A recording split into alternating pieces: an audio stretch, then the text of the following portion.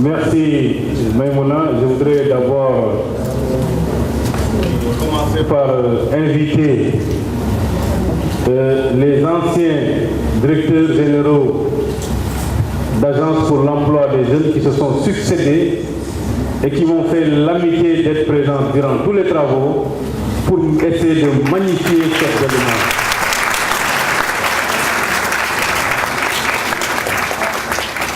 Amadou Lamine Diagne, ce ne serait pas mal de décliner l'identité de ces anciens directeurs généraux de l'ANEJ. En boubou blanc, M. Biram Faye, qui a été directeur général de 2012 à 2014.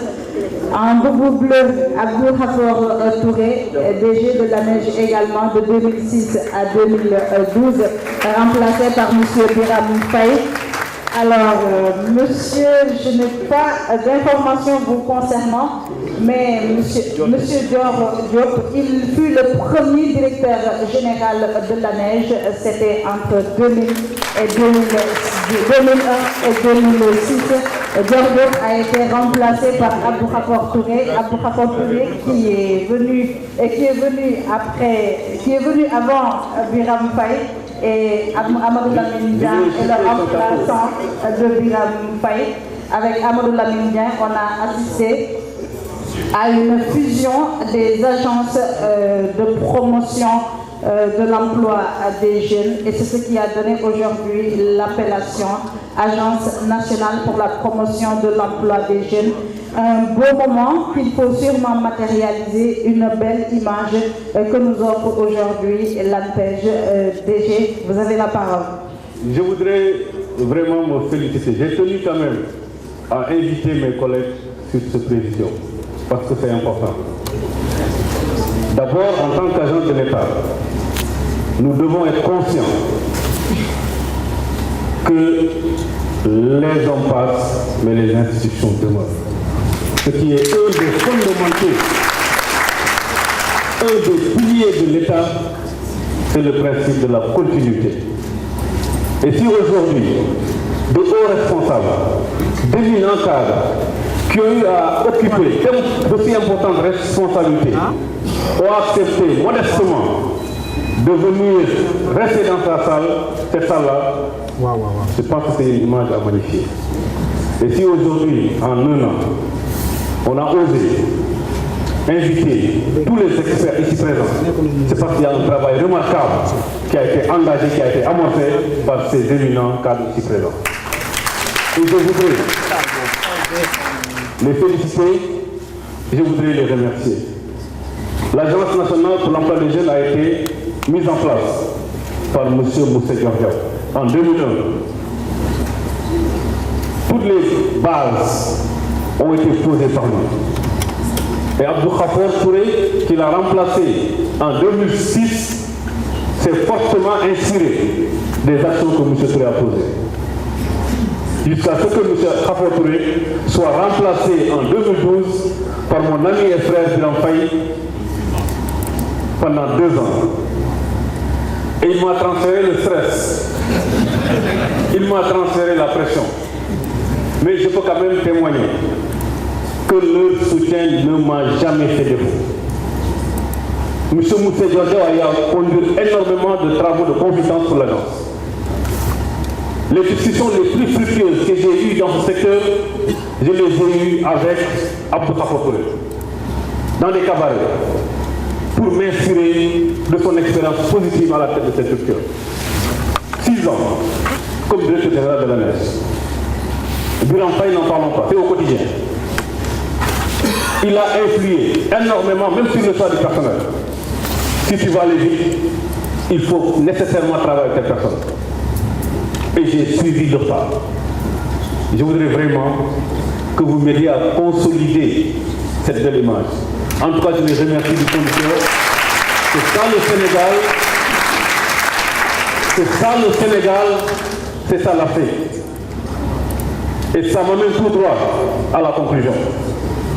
Si on a débuté jusqu'à conclure, c'est parce que nous avons eu le soutien de l'État.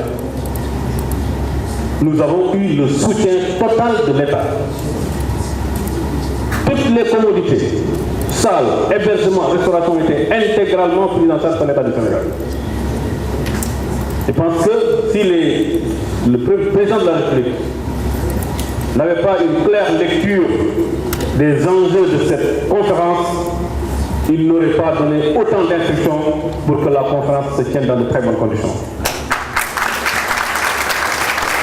Donc, je trouve ici l'expression de notre profonde gratitude. Mais il ne saurait en être autrement, parce que j'ai taquiné un ami qui me demandait, mais finalement, c'est quoi votre chance? Je veux dire que la chance du Sénégal, c'est d'avoir un président jeune qui connaît les problèmes des jeunes et qui veut régler les problèmes des jeunes. Et c'est le président Macky Sall. Parce qu'avant même d'accéder à la magistrature suprême, le projet de société qu'il a proposé aux Sénégalais avait un fort contenu en création d'emplois pour les jeunes. Et dès son accession à la magistrature suprême, les premiers actes qu'il a posés, c'est de redéfinir une nouvelle politique nationale d'emploi. Il ne s'en est pas limité à ça. Il a saisi la commission économique pour l'Afrique pour élaborer un plan d'action opérationnel pour l'emploi des jeunes. Le président de la République, encore une fois de plus, s'est personnellement investi auprès des partenaires techniques et financiers pour que de financements conséquents soient alloués au secteur de l'emploi des jeunes. Je vais vous parler du PAPEJ qui a été financé par la BAD pour un montant de 18 milliards. Le président de la République, je le répète, et je ne cesserai jamais de le répéter, a été très tôt conscient que pour avoir des résultats, pour être efficace, il faut une bonne rationalisation des structures. Et c'est la raison pour laquelle 4 structures ont été dissoutes pour donner naissance à l'ANPEJ. Et aujourd'hui, c'est heureux de noter que sa vision est en train d'être partagée même par ses pairs. Vous prenez le cas de la Côte d'Ivoire, mon frère Ndri, ici présent, ne me démentira pas, et je salue encore une fois sa présence. C'est 9 structures qui ont été supprimées pour donner naissance à l'Agence emploi des jeunes de Côte d'Ivoire. Donc c'est dire que la vision du président de la République est en train d'être partagée au niveau africain, c'est important. Le président nous a fait le plaisir et l'honneur de venir il y a de cela 1 an lancer officiellement les activités de l'agence, ici dans cette salle. Et il aurait souhaité être là hier. Mais comme vous le constatez, en tant que président de la CEDEAO, il y a des remous au niveau de la sous-région qu'il est obligé de régler, et ce qui a justifié d'ailleurs qu'aujourd'hui il se trouve au Burkina Faso. Et pour marquer sa désolation aujourd'hui, son directeur de cabinet m'a appelé pour dire que le président lui a instruit de recevoir le bureau de l'AMTEP. C'est encore une fois une marque d'intérêt assez fort. Pour dire que nous remercions les autorités de l'État. Nous remercions également le ministre de la Jeunesse et de l'Emploi, qui a été un soutien déterminant, considérable dans l'organisation de cette manifestation. Naturellement, nous ne pouvons pas passer sous silence nos remerciements pour l'AMTEP, l'Association mondiale des services d'emploi public, dont le président qui a été élu il y a de cela 3 mois a accepté de faire le déplacement. Toute l'équipe de l'AMTEP est là, l'INCA, Madame Malaika, à qui je rends un vibrant hommage. Pendant 3 fois de suite, elle s'est déplacée à Dakar pour s'enquérir des conditions d'organisation de cet événement. Et je lui tire un chapeau tout bas. Le président Elenga est là, en tant que vice-président de l'AMTEP. Je pense que le choix de Dakar est un choix qui nous réconforte, qui nous fait plaisir. Et nous vous remercions également, vraiment, pour ce choix. Nous remercions également les participants. Ils sont venus de partout, qu'ils soient membres de l'AMTEP, de l'ACEP ou pas. Je donne le cas de Cissé, du Mali, directeur général de l'APEJ. Il n'est pas membre de l'ACEP. Mais par rapport à l'intérêt que suscite cette problématique, il a accepté de faire le déplacement. Et ils sont nombreux. Mon ami Ndri, qui n'est plus directeur général, mais qui a tenu à être présent à Dakar, parce que le thème est intéressant. Donc je remercie encore tous les participants, experts, de l'OCDE, Pôle emploi, BIT, même on a eu l'honneur d'accueillir un sous-ministre canadien qui est ici présent.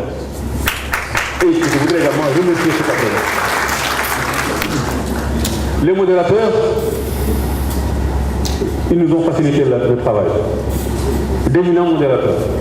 Aujourd'hui, on ne peut pas parler d'informations sur le marché de l'emploi sans pourtant faire référence à l'Agence nationale de la statistique et de la démographie. Et le directeur général nous a fait l'honneur de venir modérer les travaux. Mon collègue du Congo a suivi. Et aujourd'hui, et pas des moindres, M. Djibril Ngom est là pour modérer les travaux sur les affaires de financement. Et je dois être honnête et reconnaissant. Quand j'ai été nommé à la tête de cette section, la première expertise auprès de qui je me suis adressé, c'est M. Djibril Ngom. Qui m'a écouté, qui me dit que vous pouvez aller loin, parce qu'il suffit simplement d'y croire. Et il m'a tracé les voies. Donc aujourd'hui, je me soumets à son appréciation pour voir si j'ai un peu maîtrisé les premières leçons ou pas. Si ce n'est pas le cas, en tout cas, c'est le moment de rectifier afin que je ne mène pas le bateau à mauvais port. En tout cas, je vous remercie, M. Ngom. Je vous remercie du fond du cœur. Vous m'avez aidé à tracer la voie. Et je me mettrai sur cette voie. Parce que l'exposé que vous devez faire ici a séduit toute l'assistance. C'est une expertise, c'est une sommité, c'est une brillance. Et qui fait la fierté du Sénégal. Je vous remercie, M. Ngom. Les discutants, n'en parlons pas. Ils ont été nombreux. Mon ami Malik Baï, présent. Ibrahim Ouad, autant d'experts. C'est ça la fierté de l'Afrique. C'est la fierté du Sénégal. Qu'on puisse échanger, partager les bonnes pratiques pour en tirer les meilleurs profits. Le ministre Assane Diop, je ne dois même pas le remercier parce qu'il est au cœur de l'action. Tout le monde connaît ses références. Il a été ministre de la Santé du Sénégal, ministre de la Fonction publique, directeur au BIT, actuellement ministre conseil auprès du président de la République, qui a humblement accepté de nous accompagner. Je pense que c'est quelque chose qu'il faut relever et saluer. Nous avons également la présence du secrétaire général de la Confédération qui représente ici la francophonie, qui est parmi nous. Donc vous dites que je remercie tout le monde, et particulièrement le comité d'organisation de l'ANPEJ. Chapeau bas. Ils ont été merveilleux, nuit et jour, pour que cet événement réussisse. Je pense que nous devons être fiers aujourd'hui tous d'appartenir à la famille ANPEJ. Et je dis à la famille ANPEJ, parce que c'est une famille. Et je voudrais vraiment leur adresser mes très sincères remerciements. Parce que la force du Caïman ne se trouve pas dans sa tête, mais dans sa cœur. Et ils ont assuré, il faut que les applaudissements.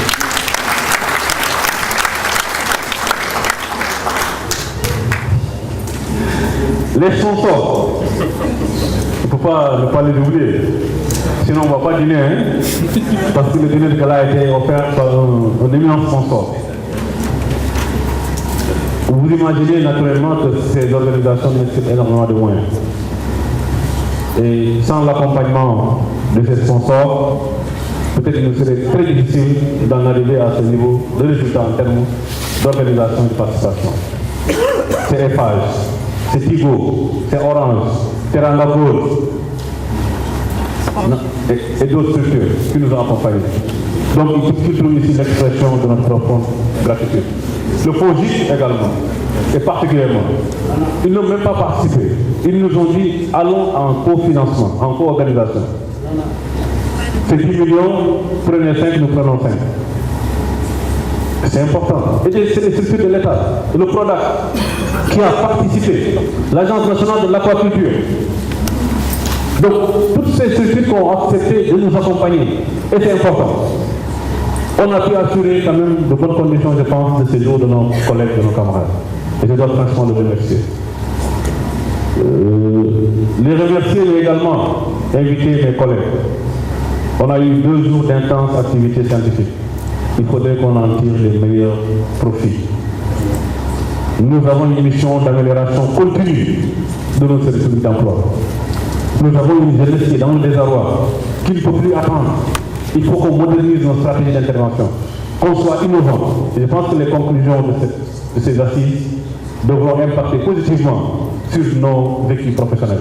Et j'en appelle en tout cas à tous mes collègues pour que les conclusions de cette conférence de Dakar soient bien implémentées au niveau de leur SPE pour le profit exclusif de nos jeunesses. Et que ces gens de rencontre soient multipliés. Il faut qu'on multiplie ces gens de rencontre. On a des organisations comme l'Union africaine, comme la CEDEAO, comme l'UEMOA, qui doivent nous encourager à organiser ces genres de travaux. Ça ne doit plus être l'affaire de l'ACEP. Ça doit être l'affaire des États. Comme l'a rappelé un des présentateurs, la question de l'emploi n'est plus une question sociale.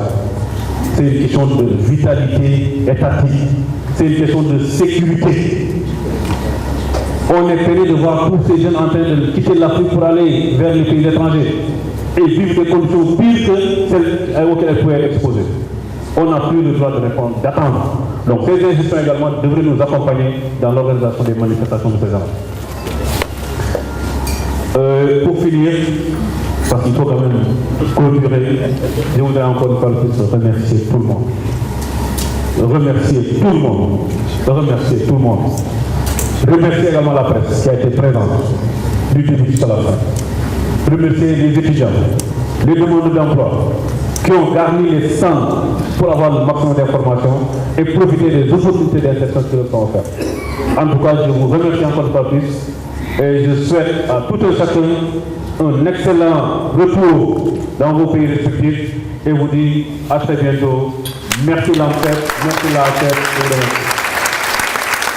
Merci beaucoup. Merci beaucoup.